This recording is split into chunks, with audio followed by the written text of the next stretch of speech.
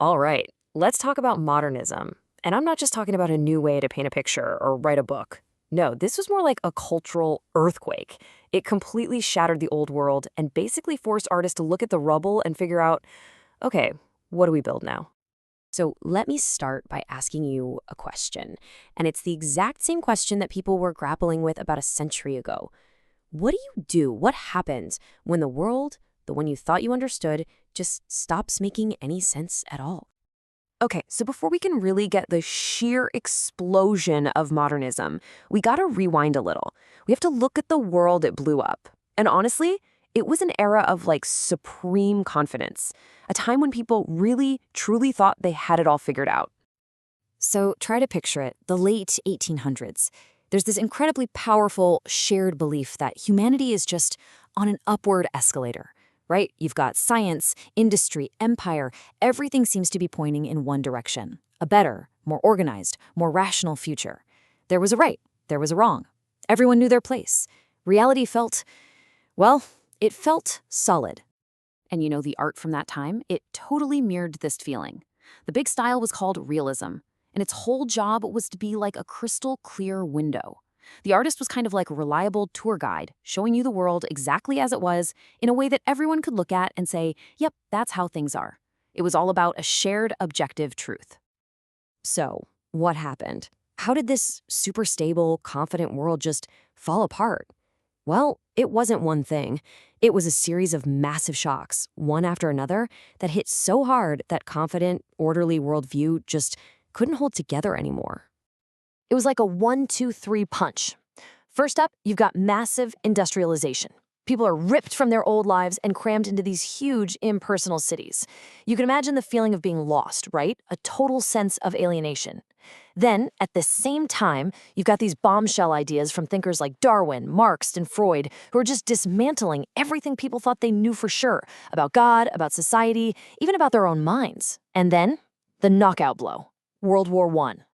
Yeah, World War I was the thing that broke everything. I mean, just think about it for a second. How on earth are you supposed to use the old, polite, neat and tidy styles of art to show that? The mechanized, senseless slaughter in the trenches? You just can't. It's impossible. All of a sudden, the old art didn't just feel outdated, it felt like a complete lie. It was totally useless for expressing the sheer horror and absurdity of what was happening. So artists had a choice to make, a real crossroads. They could either stick their heads in the sand and pretend everything was fine, or they could do something unbelievably radical. They could invent a whole new way of seeing the world, a new language for this new broken reality. And that's where this phrase comes in, make it new. It became the battle cry, the mantra for this whole generation of artists. It comes from the poet Ezra Pound, and it just perfectly captures that defiant energy. This wasn't about slowly changing things, This was a revolution, a total break. The message was clear. Forget the rules, forget tradition, just make it new. And we really need to be clear about this. This wasn't just, a new fad or a change in style. Modernism was a full-blown philosophical rebellion. For these artists, the old ways of doing things, those predictable plots, those all-knowing narrators, they weren't just boring. They were part of the problem. They were part of the very culture that had marched everyone straight into the disaster of World War I. And so they had to be torn down. Okay, so if you're going to throw out the entire toolbox, you got to find some new tools, right? So let's take a peek inside the modernist toolkit. Let's see what brand new techniques they invented to try and capture this wild, fractured new world. This right here shows one of the biggest, most fundamental shifts. Who's telling the story? You see, the old school narrator was kind of like a god. They were all-knowing, objective, totally reliable. But modernism threw that right out the window. The new narrator was, well, they were like us, confused, biased, with a limited point of view. The camera, basically, swung from this wide, objective shot of the world to a super close-up shot from inside someone's head. And the number one tool for exploring that inner world? It was this amazing technique called stream of consciousness. So forget about a nice, tidy story that goes from A to B to C. Instead, writers tried to capture what your brain actually does. You know, that messy, chaotic, free-flowing river of thoughts, memories, feelings, and half-formed ideas that are always bubbling up. It was a seriously radical attempt to literally map the human mind. And the writers who figured this out, They were just geniuses at it. You've got people like James Joyce, who takes you inside the heads of his characters for just one day in Dublin in his massive book Ulysses.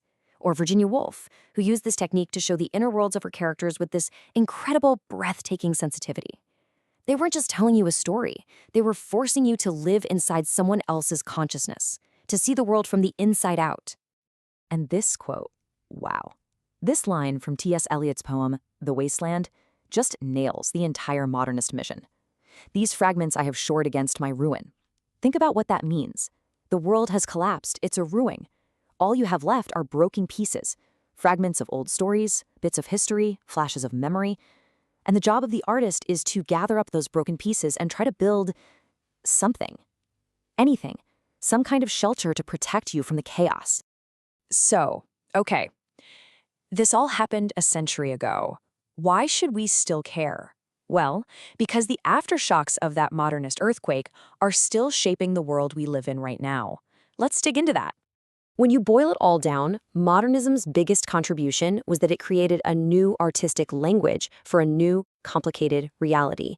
It was the movement that gave us permission to admit that, hey, the world isn't simple, that truth isn't always objective, that your inner life, your thoughts and feelings, is just as real and just as important as anything happening on the outside. It handed us the toolkit for dealing with a world that no longer felt certain. And I promise you, its legacy is absolutely everywhere today. Think about it. That obsession with unique, individual perspectives you see all over social media, that's a modernist idea. When you see artists always trying to push the boundaries, to experiment, to do something new, that's modernism. When we're skeptical of the official story and question authority, totally modernist. And that very modern feeling of being a little lost, of searching for your own personal meaning in this big, crazy world, that is the echo of modernism, loud and clear. And that brings us to one last thought. Our world today is one of constant, dizzying change, right? We're bombarded with information, with competing stories, with a million different subjective viewpoints coming at us all the time. We're all trying to make sense of it, piecing together our own reality from all these fragments. So I'll just leave you with this question to chew on. Did that modernist moment ever really go away? Or, in a world like ours, are we all modernists now?